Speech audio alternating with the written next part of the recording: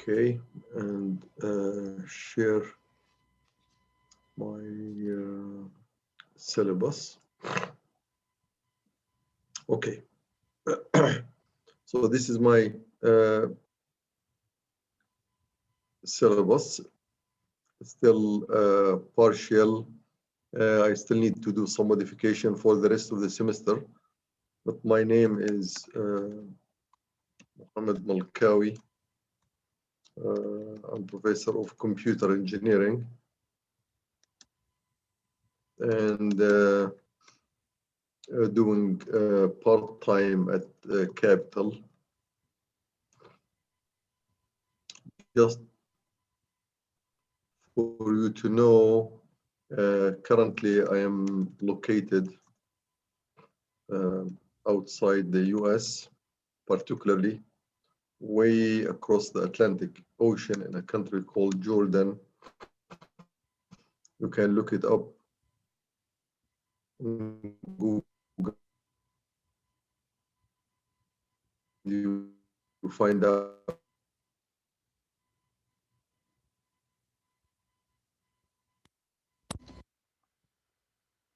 I'm sorry, you kind of cut out. We'll be doing in this course, we will be doing the digital design. This is not your first course. Excuse me for a few seconds, guys. Give me just 2 seconds.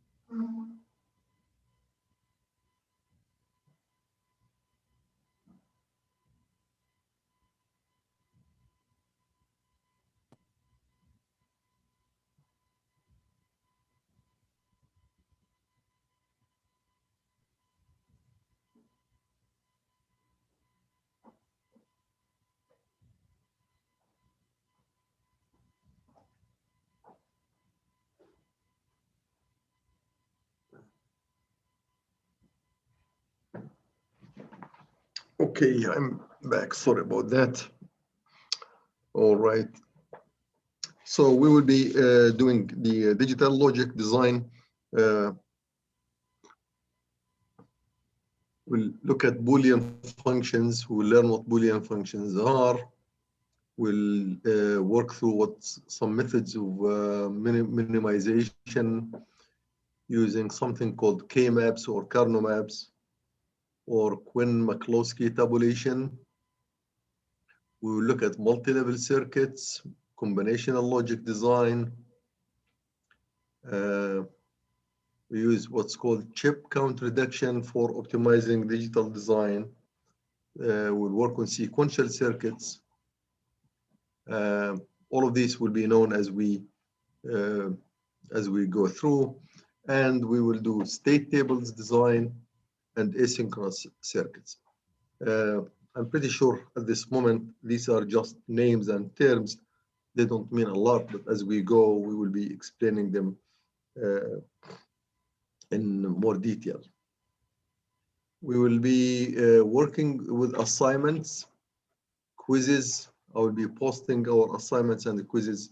Usually we'll give enough time for you guys to work on the assignments and quizzes. If you need more time, just let me know. We will work this out. I have no problem in giving us more time to do. Now, also, before I proceed in our lectures, since we have this lecture on Tuesdays and Thursdays, I'm flexible. We can make these lectures, I can combine the lecture either on Tuesdays or Thursdays, or just continue with these split. If you have, my preference is really to to meet once a week rather than twice a week, unless we need. But it all depends on your time, guys. If you can commit to one day, either Tuesday or Thursday, that will be fine. And as I said, we can always accommodate for extra time if we need to.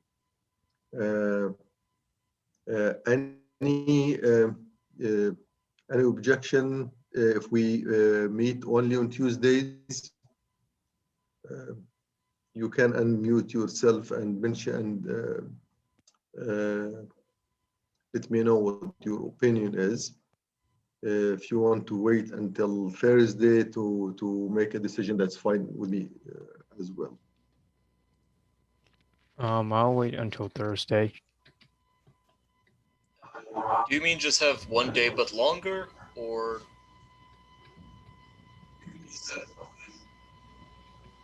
Yeah, I mean just to make the 3-hour lecture, the 3 credit hours on Tuesday or on Thursday. If we have, I would like to see if you can accommodate this this option. It's for me, it's easier to make it only one full lecture rather than 2 lectures a week. But we can continue as scheduled. It's just that I have a class 30 minutes after this one, and one that ends at 4:45 before this one. Oh, okay. So, and that's both Thursday and yeah, they're Tuesday both and Thursday? Tuesday, Thursday classes. Okay. This is Nikita speaking. Yes. Okay. So, Nikita, you have an issue. Anyone else? How about the rest? The rest of the guys, you are okay? Okay. I'm fine with it. Okay, so we will go with classes Tuesdays and Thursdays. If I have to for some schedule to skip one class, I will do I will substitute that on the other day, like Tuesdays or Thursdays, and then all the lectures are recorded. So then Nikita you can look at the recorded lectures in case we do the combination. Most likely I will not do it, but in case we do that, we'll have all the lectures recorded on the cloud. Okay.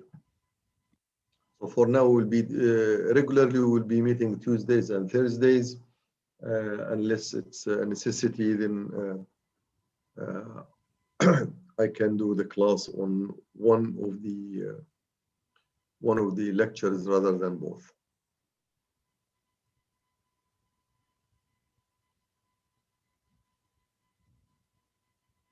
Okay.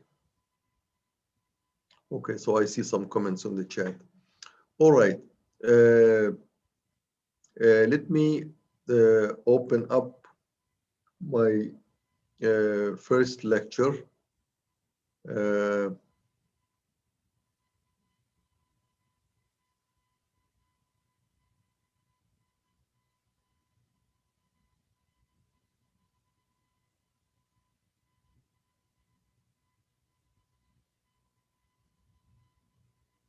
Okay.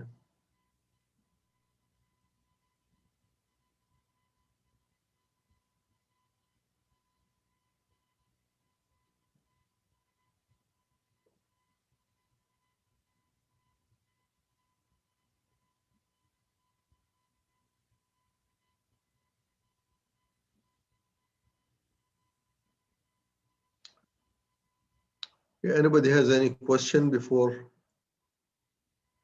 I go on with my lecture? We will have one midterm exam, which will have 25% of the grade. Assignments and the quizzes will have a weight of 25, and our final will have a 50% of the total grade. That's just to provide the our grading system and the weights which will be carried out in this class.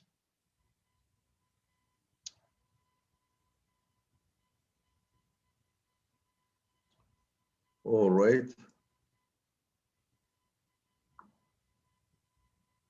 Okay. Does anybody have any special needs in this class? Conflicts with other courses, with other timing? Anyone has?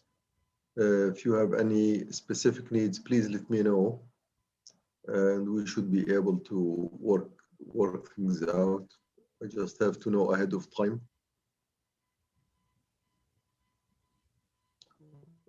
It's my chat now.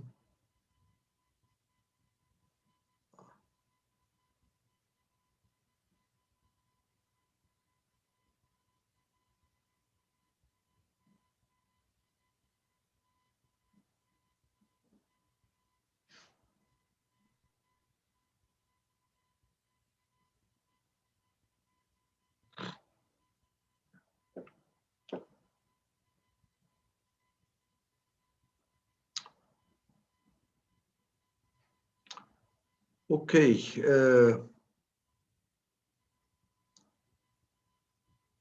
Okay, let me just mention something about what is it that we are trying to learn in this course.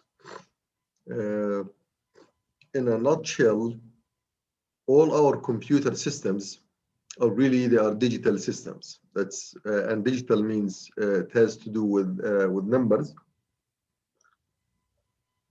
And of course, this age, if you have noticed the term, the digital revolution, and they call it, this is the fourth revolution after the industrial revolution. Today, well, they are some of the names that they are giving the current advancements in our 21st century is it's called the digital revolution.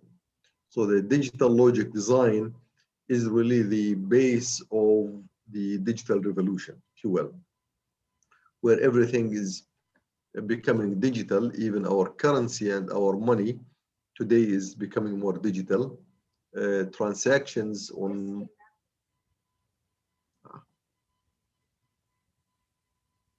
I'm not talking to you, man. The money is becoming digital. Our documents, many people are not carrying documents anymore. It's all digital PDF. Sometimes it's not even a PDF, it's a code that you receive, and then this code can be decoded, and out of a sudden it becomes a transaction. It becomes a document, becomes a transaction, it becomes money transfer. So the whole current digitization of our today's world is really based on what we are talking about today, which is the digital logic design. So this course constitutes the base of everything that we know today about the digital and digitization. And the digitization, if you really come to think about it, the digital comes from the word digit. And the digit is nothing but a single unit of a numbering system, whether it's the 0, 1 in a binary system, or 0, 1, 2, 3 until 9 in a decimal number, or if you are talking about hexadecimal from 0, 1, 2, 3 to A, B, C, D, E, F. So a digit is the single unit, as I said, of some numbering system. That's why we do number systems and conversion. Why do we need to have conversion?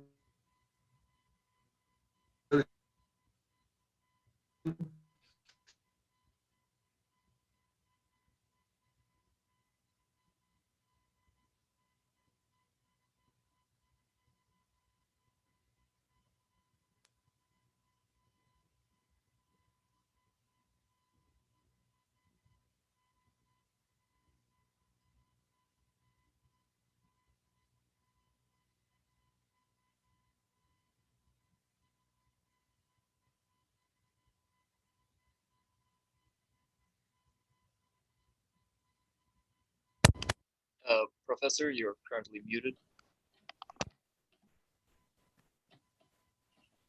Okay. And let me see if I am recording. Yes, I am recording. Okay. So,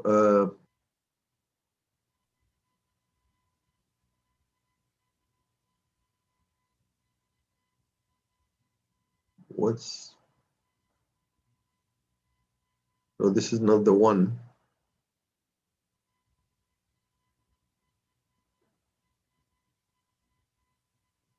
This is the one. Okay.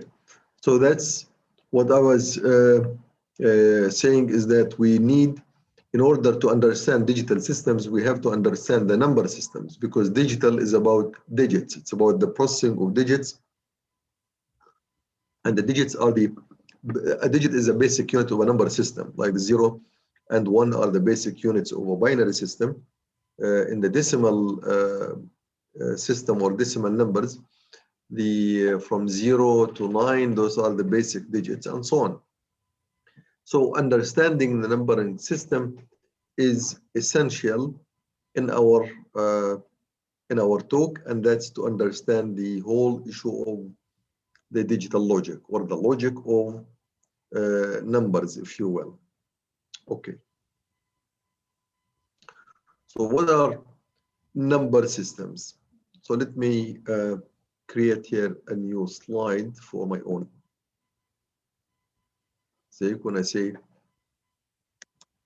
number systems. A number system has two basic properties. One is what's called the base of a number system, and the other one is the alphabets. They are called alphabets, although they are not alphabets, they are digits. Alphabets of the number system. When I say the alphabets, it means the symbols which are used in a number system. For example, for the decimal numbering system, the base is 10, and the alphabets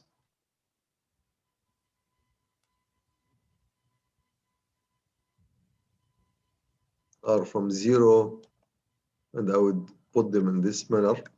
I'm borrowing the terms from the language term 0, 1, 2, all the way to 9, and we have to, and there is the correlation between, so the correlation between the base and the alphabet is that number of alphabet units equal to the base. So in this case, we have base 10 means we have 10 digits. Okay, so that's basically what a number system. So a number system is defined by a base. So the base is 10, which means the maximum number of digits, we have 10 digits, and they are, if we start from 0, so it will stop at number 9. So if I take the binary system, binary numbering system, again, base is 2, the alphabets are 0, 1. It's binary. That's why binary means dual or 2. And we can say that the correlation, let me just copy this here. Give my time. So the number of alphabets, alphabet equal base, and the base 2, we have 2 digits.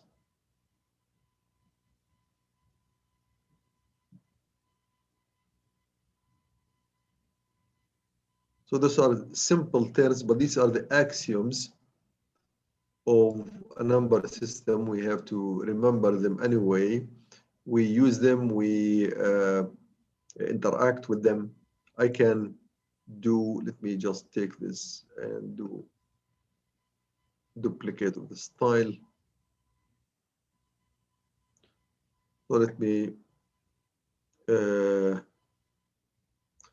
base number system, let me call the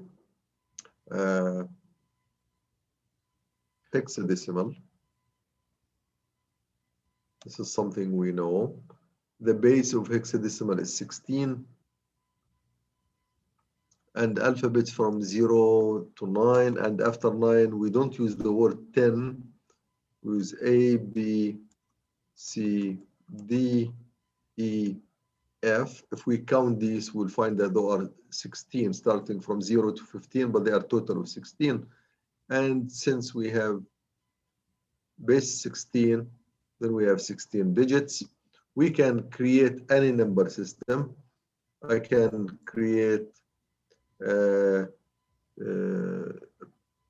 what I will call the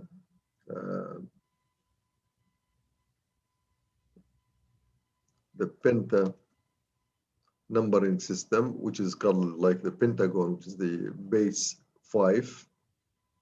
No one used the base 5, but I just want to show that we can actually create any system with base 5, where our alphabets go from 0, 1, 2, 3, 4, and the correlation base 5, I have 5 digits. So if I will write digits in an example here, what is a base 5 number? It could be 2, 3, 4 is a base 5, 4, 2, 2, 2, 3, 3, 6, that's a base 5. But if I use the number 2, 5, 4, this is not base 5, because the digit 5 is not part of the alphabets of the numbering system. So that's wrong one. But those ones are correct. This is valid. This is valid 1. And this is valid base 5 numbers. And similarly for the binary, if I go back here for the binary numbers, the examples of binary numbers are 1001. Oops, 100111. This is a valid number. 1001 is a valid number. But if I say 1002, this is not valid,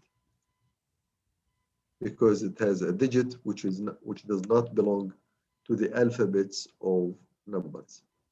Okay, those are simple ideas. We know them from even our high school lessons on digital systems, but nevertheless, this makes it more systematic approach for what numbering systems are. Now, before I proceed, I will let me add one more slide here and say the useful numbering system. Actually, this should be more, I would say, common, useful. All numbering systems are useful in general, but not all of them are common. The common ones which we use, the decimal, because this is our daily usage of numbering system. Very humane. This is geared toward our human usage. Okay. The second one is binary. This is computer compatible, or I would say compatible system.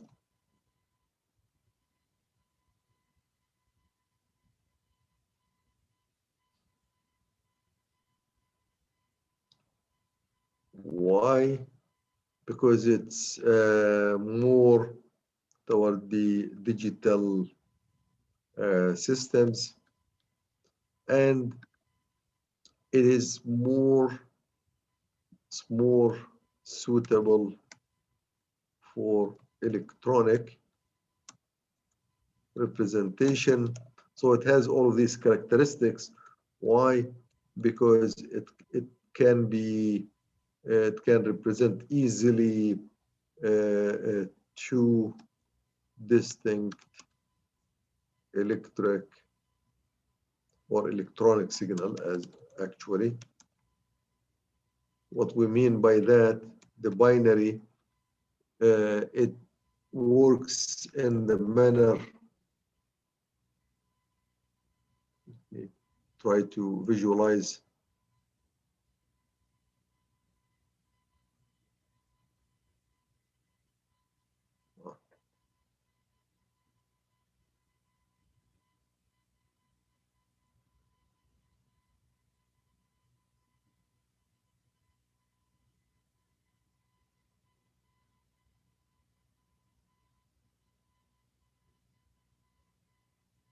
That's not right.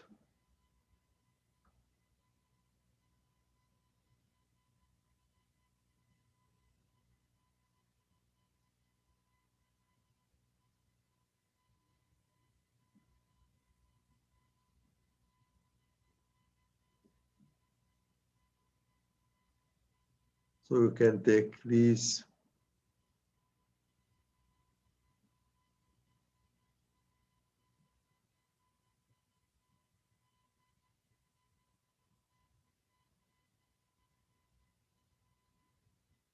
Okay, so here,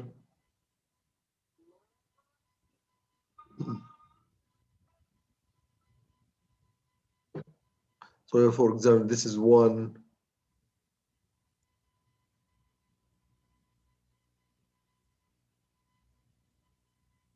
Oops.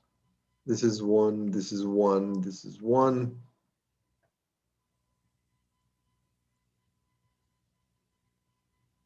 So each one of these signals are called ones. And this one here is a 0.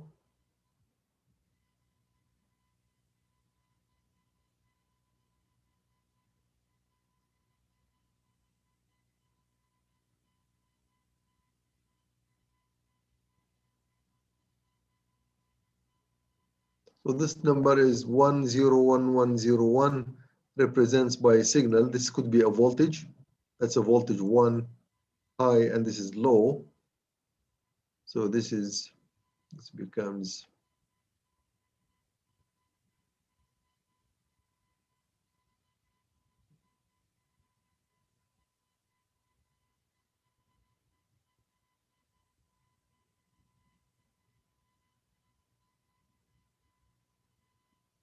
okay.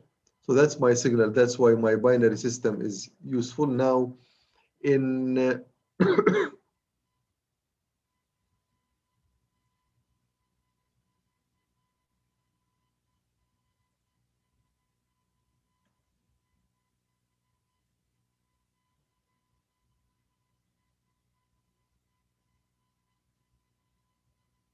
okay.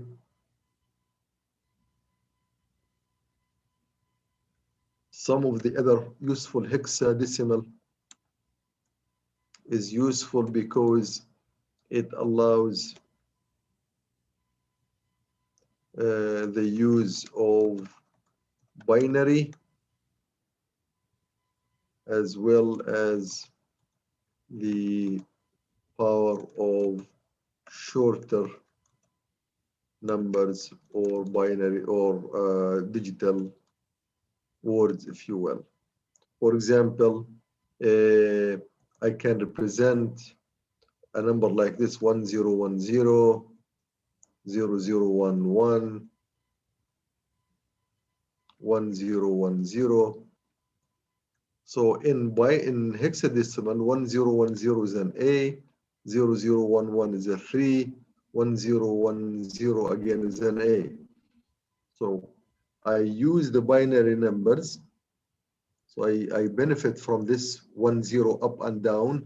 And also I benefit from the use of high level numbers, A3, A for example, for these for 12 binary digits, I can just translate them into 3 characters or 3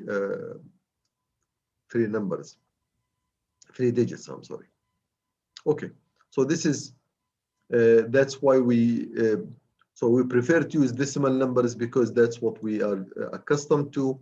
We prefer to use binary numbers with computers because that's easier to work with in computers between ones and zeros, or true or false, or up and down, or yes or no, or positive or negative.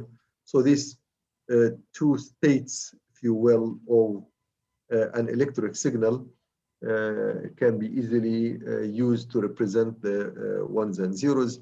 And we use the hexadecimal because again, it's easier to use with computers, and it's good to convert into high-level number system. There are many other codes or digitization of numbers which are used for security. There are the gray code, there are the Hamming codes. There are different codes which are used for security mostly and encryption systems. Today, I think there is a whole specialty or sector in the computer, the information technology college, which is called cybersecurity. Cybersecurity heavily relies on those special coding systems, and one of the most sophisticated coding these days called the QR, or quick response codes, which are very highly randomized number. There is the blockchain addresses, which are hashed codes, very highly randomized numbers and or codes, which can be used for very high encryption and security purposes. Okay, so that's again, when I said decimal numbers, see these digits here, all of them are from 0 to 9. I don't have any number which is beyond 9, which is like the 10, 11. We don't have that. Once we start doing the 11, then we use 1, 1. 12, we use 1, 2. 13, we use 1, 3, and so on. So we don't have the 10, 11. The base 10, and when I say the base 10, there is this formula which is used to, let's say, 953.78, fraction 78, whole number 953. This number, what does it mean? It means 9 here times 10 to the power 2. Why 10? 10 because it's the base 10. Y to the power 2 because we number these numbers here, 9, or the 953, we start from the smallest or the least significant digit, if you will, which is 3. Forget the fraction for now. So if the 3, 5, 9, 3 is number 0.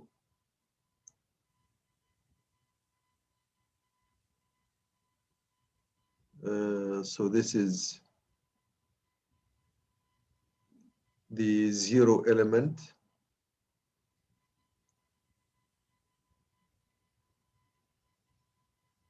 And this is the element number 1. So we have 0, 1.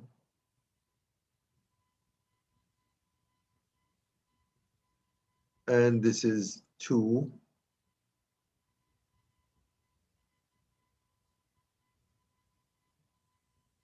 So we have a total of 3 elements, which we do 3 digits. And if we start from, this is element number 0, element number 1, element number 2, we start from 0. So we take this 2 becomes my exponential or exponent. So I say 9 times, this should be 10, not, this is,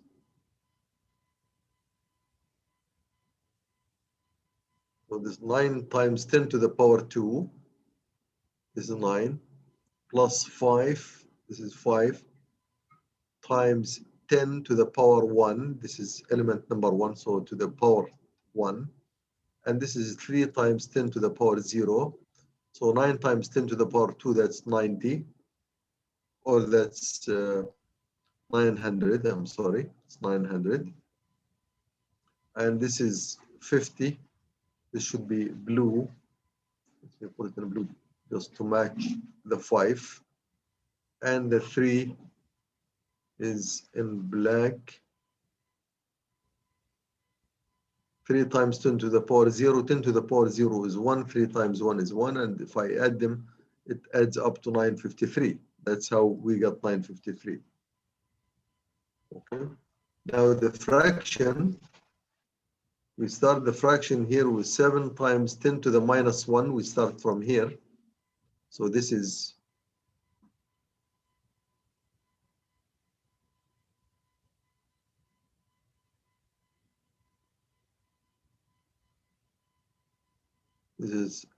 minus 1.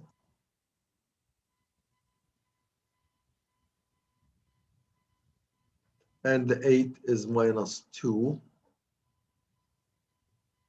in the order. So this is the order of the number. So I take 7 times to the power times 10 to the power minus 1 plus 8 times 10 to the minus 2. So 10 to the minus 1 actually is 7 divided by 10, which is 0.7. So this is 0.7.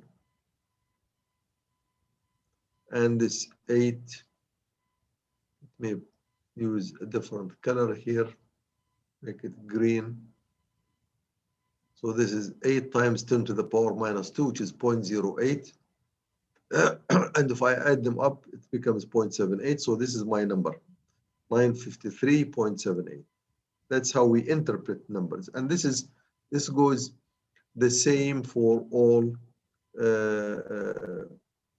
numbering systems.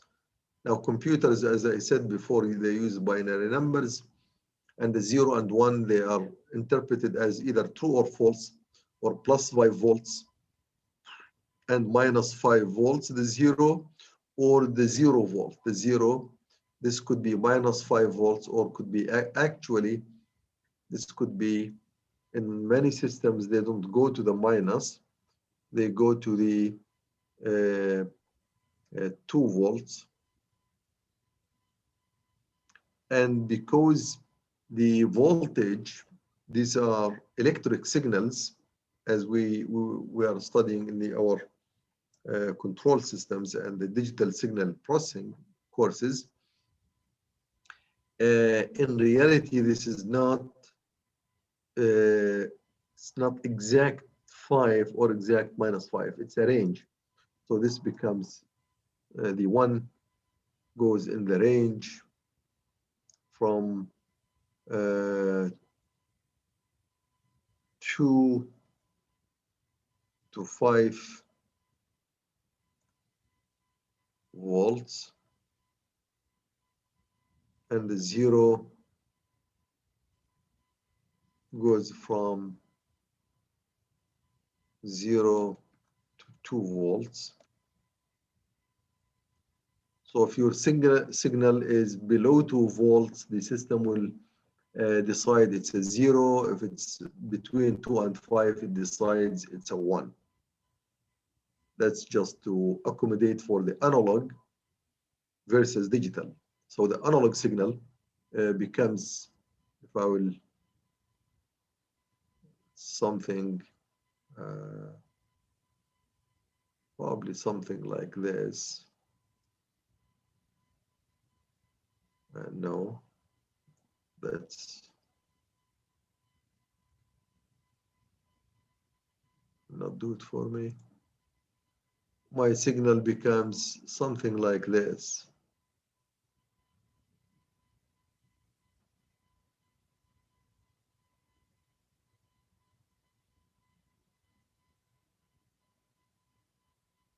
Now, this is a signal. If I will digitize that, and I will make some cutoffs somewhere.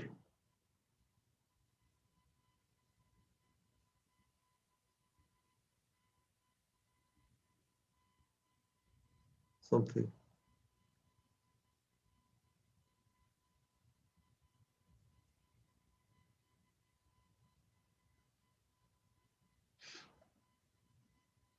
So the digitization comes like this, more or less.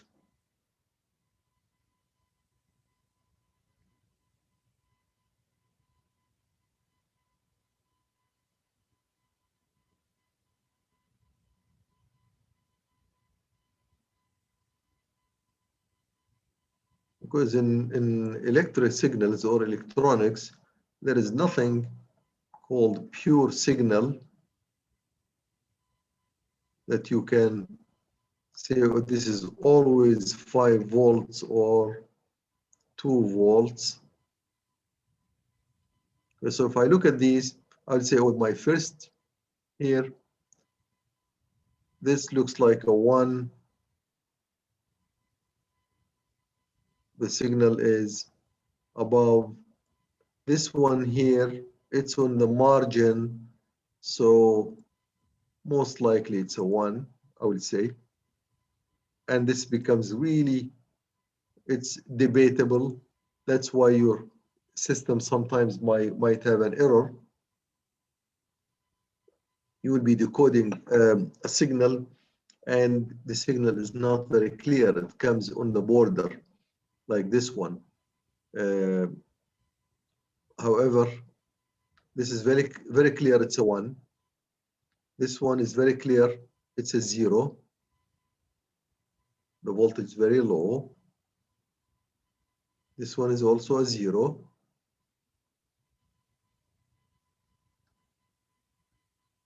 And this one is also a 0.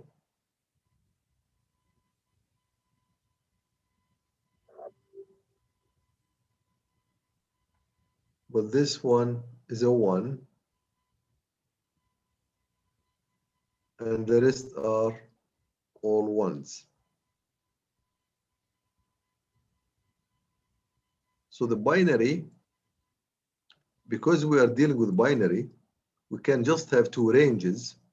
Now imagine if I wanted to decode decimal digits, then I have to take 10 different ranges of voltage or electronic signal strength, or even frequency strength. If I'm doing for digital telecommunication or transmission, I will have a range for the 0, for the 1, 2, 3, 4, 5, 6, 7, 8, 9.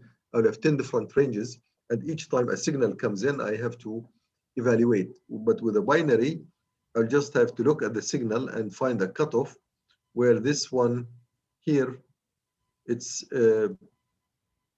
this signal is 1, and sometimes for the things which are not very clear, like this one here, I said this one is not very clear. What they do, they take the average of the signal in this area, in this part here, and then they find this average is above 2 or below 2. If it's above 2, then it's a 1. It's below 2 is a 0. So it's very easy to deal with the binary numbers. That's why it's the preferable numbering system for computers. Okay.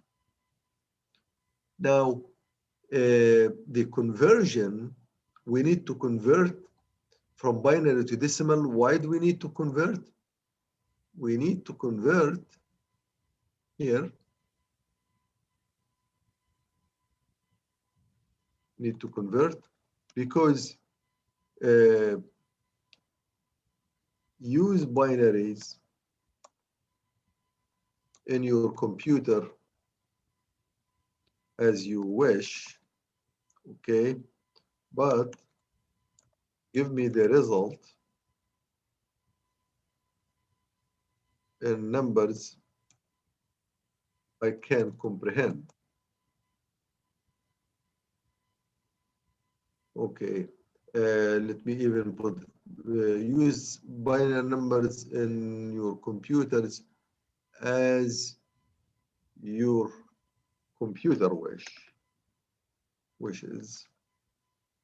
So the computer would like to use binary because it loves binary. It knows how to deal with binaries. As I said, it's easier to decode analog signal from voltages and converts that into binary. That's very simple. And then it can do the binary arithmetic, very simple. Everything in binary turns out to be computer friendly. But when you are done, I need the numbers in a manner I can comprehend, which is, of course, the ones I can comprehend are the decimal. So you can do, let's say, computer number is this one. That's a computer number. After all the computation, the computer gives you, this is what I got. What the heck is this? I don't know. 1011000011.1. That's something, it's gibberish. I don't understand. So give it to me in a format which I can understand. So that's why we need to convert. So do all the computations, but once you print your, let's say, Excel sheet, when you do the Excel, actually, when you are doing the transactions on the Excel, your computer is doing all the adds, the summations, the subtractions, all computations on your Excel using the binary. But when you want to offer your Excel, like this is something like this. This is my Excel here. Oh, I'm not sharing it. Sorry, I can just see it. So when you are looking at your Excel numbers, there are numbers. You can identify the 10s, the 15s, the grades being 90 or 60 or 70, but I will not be able to comprehend it if you give it to me in binary numbers. That's why we need to convert. So if I have a number in base 2, which is my computer number, I can put it back into decimal. I don't want to do this big guy. It will take forever for me to convert it. I will just use this simple one, 1101.11 to convert it to decimal. So I'll take, okay, give me the first one, multiply it by 2 to the power 3, because I have here a total of 4 digits starting from the least significant. This is my 0 digit, first, second, third. So I always count from 0. And the base here, it's 1 times 2 to the base 2, which is the binary, to the power 3. Second one, 1 times 2 to the power 2. Then I have 0 times 2 to the power 1, which is this 0. And then I have 1 times 2 to the power 0, which is this 1. That's the whole number. I add them up. This is 8. This is 8. This is 4. This is 0. And this is 1. So I add 8 plus 4 plus 0 plus 1. That's 13. I know the 1101 is 13. This is easy for me, but this is the method of finding it.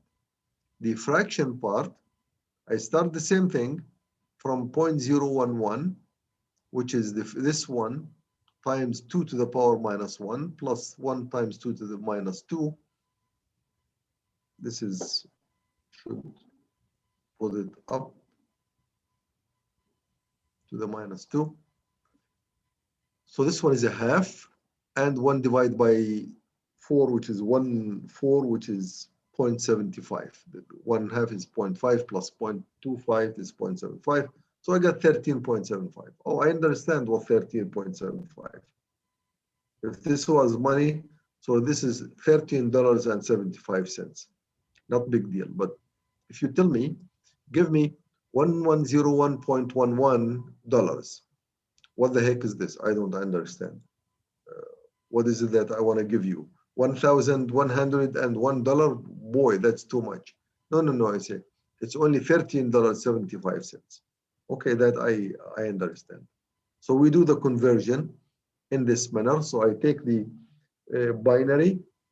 In this case, it's a binary. I'll take the digits from the most significant.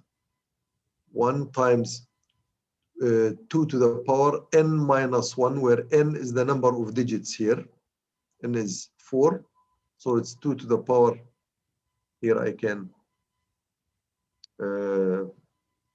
let's say, 1, call this A. Let me change my color. So if I say this is A, why I'm getting back to this.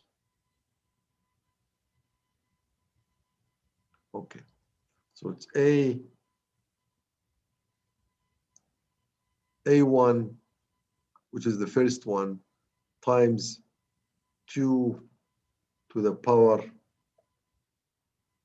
n minus 1 plus A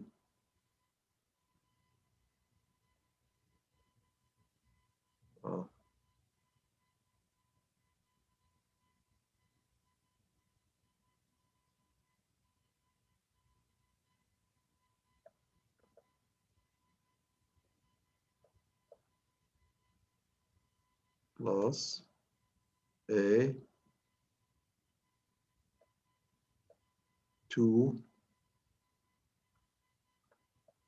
times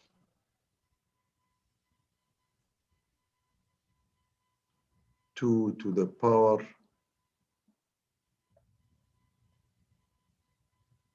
n minus 2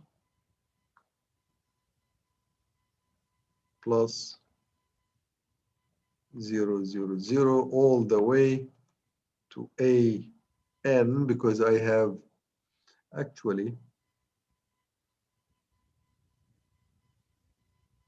A1, A2,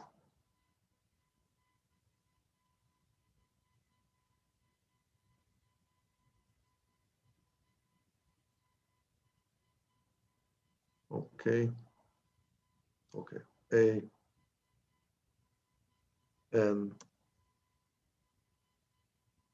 times 2 to the power 0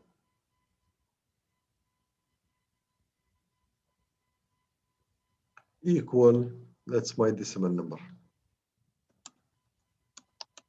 So to convert, so I'll take the first one, I'll call this A1, the first element. I multiply it by 2 to the power n minus 1, where n, or here, n is the number of binary digits in my binary number. So how many binary digits here? I have 4 in the whole. If I will do the fraction, I will do the same thing. So this is the whole number.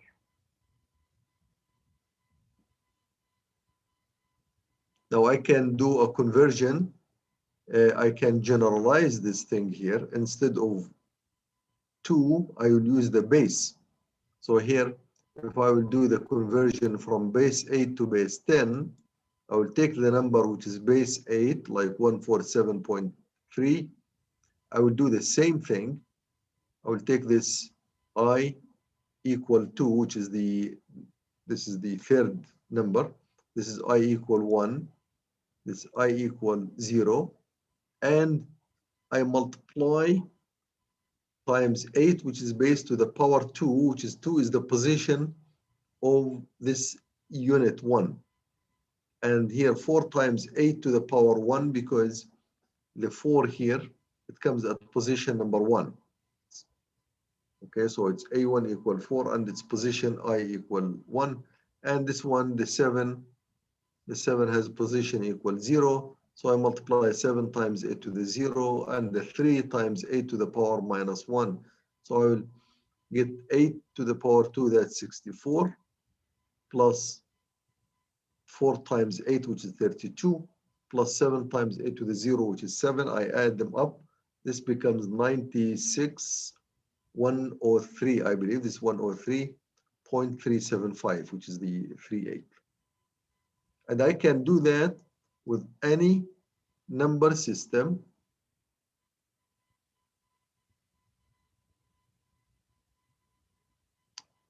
Okay, that's what I have done for this one. I will just generalize it now. I will take A1 now. This is my first A1 times X, which is the base to the power n minus 1, any base now. Here, this is the formula used to convert a base X number to base 10, to decimal. That's how we convert any base to decimal number. I will just take the digits from left to right. A1 times X, the base to the power n minus 1, plus A2 times X, let's say the base X could be 2 or 8 or whatever. And of course, they all have to be the same base, X, X, X, which is equal now the value B1, blah, blah, Bn to the base 10. After I add them up, it becomes my base 10 number.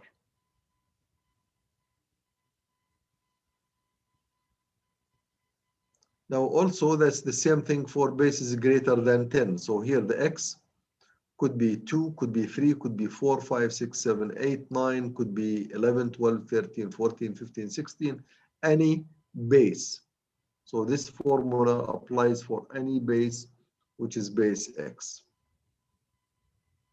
So here for bases greater than 10, more than 10 symbols are needed to represent the digits. For example, the letters are usually used to represent digits greater than 9, like in the hexadecimal. 10 is a B, 11 is a C, 12 is a D, 13 is an E, 14 is an F. E is a 14, 14 is an E, and 15 is an F.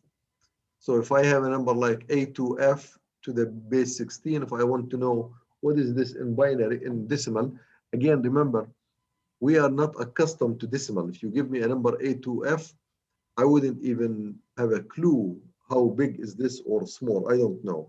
Until I convert it, it becomes, wow, this is 2,607. Imagine if they start doing the numbers like for the COVID-19 cases or total cases of COVID-19 in the world, which is about 83, 84 million.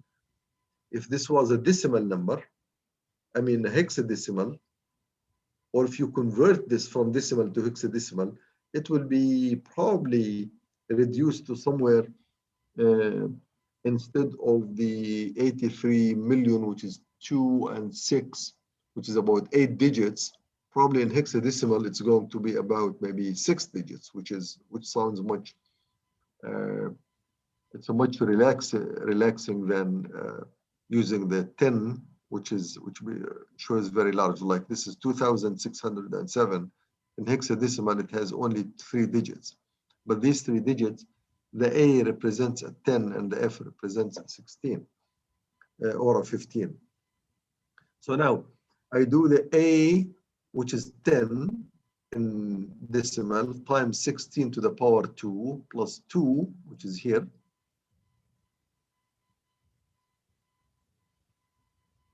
So this is my A, 10 to the power 16 because it's position number 2. And this is 2 times 16 to the power 1. And the last one here, F, which is 15, sorry.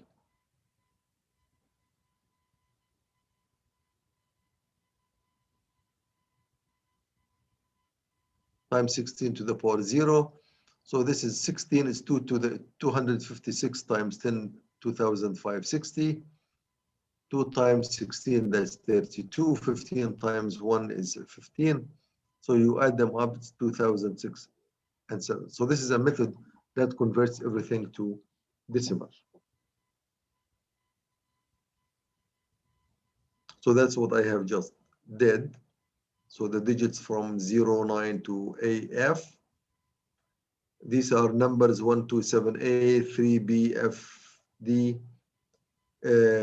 Now, of course, 12AG, I scratched that. This is not valid because it has a G which does not belong to the hexadecimal. When you convert them to decimal, you just take the number to the base X, convert it to base 10. I have done that for the for any X. For now, I just did the A to F. That's what I have just done a few minutes ago. Now, if I take this number, take this very large,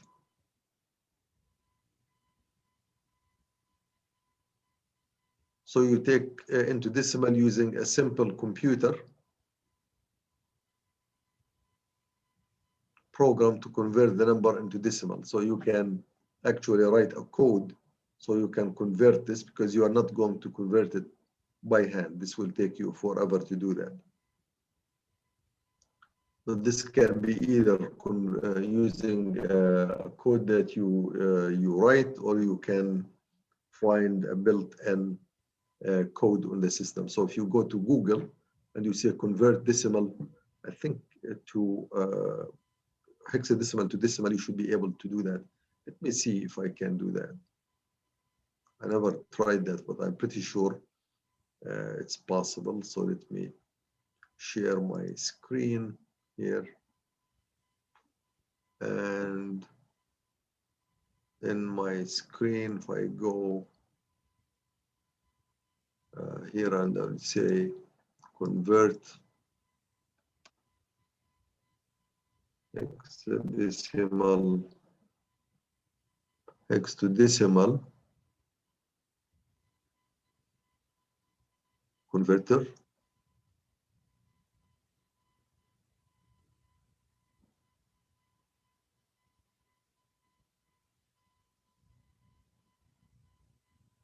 Maybe this one.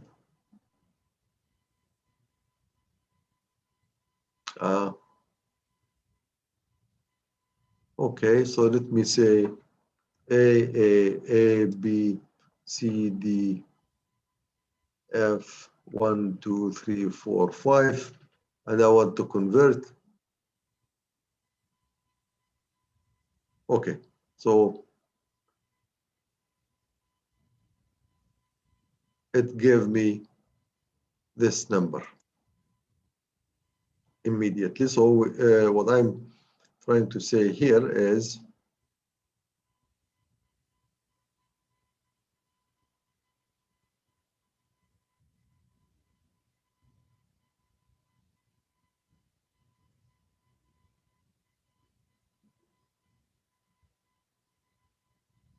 that's my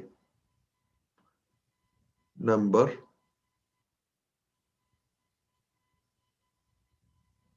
Decimal into this.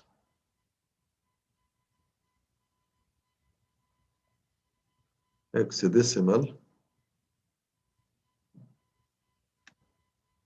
Oh, this is, sorry.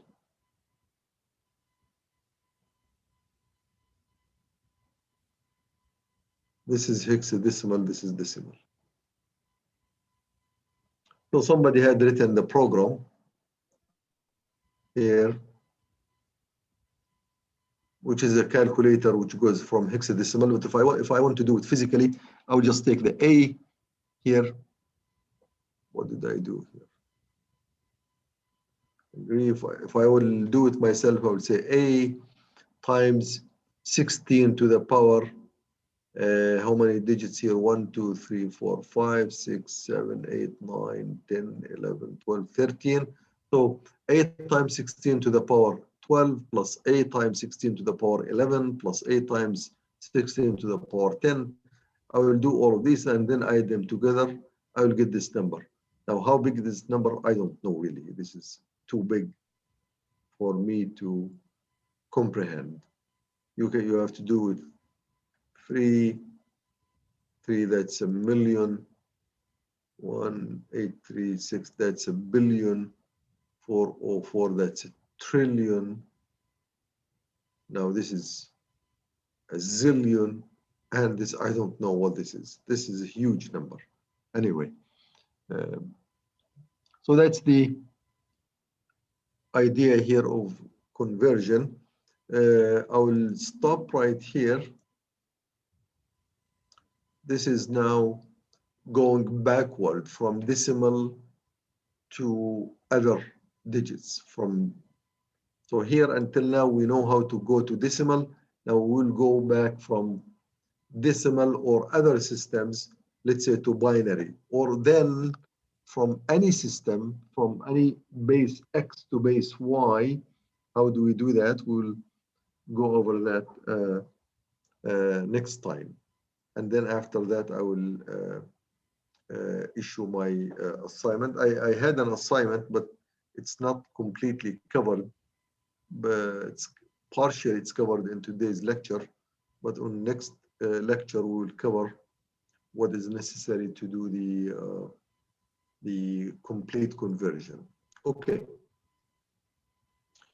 Okay, any questions for me?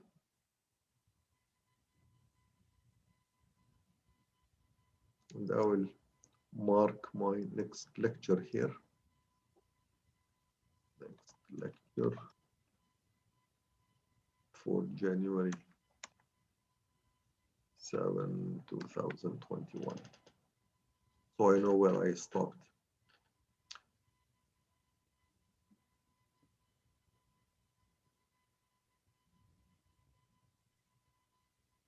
Okay.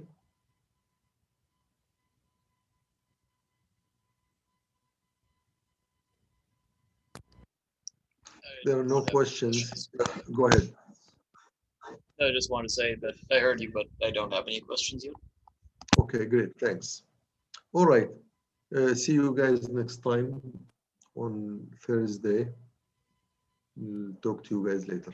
Okay, have a good night. All right. Have a good night.